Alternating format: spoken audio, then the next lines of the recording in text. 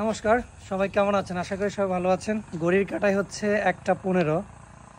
তো আমি আসলে যেমনটা আপনাদেরকে বলতে চাচ্ছি সেটা হচ্ছে কি, আপনারা পিছনে দেখতে পাচ্ছেন যে আমাদের রামগতি উপজেলার সবথেকে সনাতনী সম্প্রদায়ের যে জনপ্রিয় এবং সবথেকে সবার মধ্যে সমাধিত পরিচিত যে মন্দিরটি, শ্রী শ্রী বুড়াগাত্তার আশ্রম, সবাই এই নামেই চিনেন, কিন্তু ওনার শ্রী শ্রী রাধাকান্ত স্বামীজি।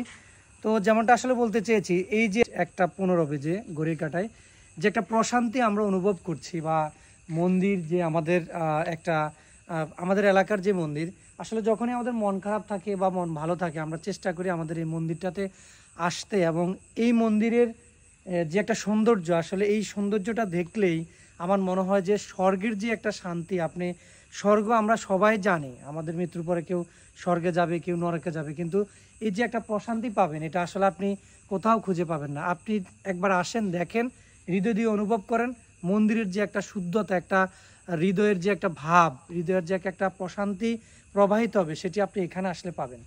তো এত রাত্রেও আমরা রয়েছি, কেমন লাগছে ভিডিওটা অবশ্যই জানাবেন।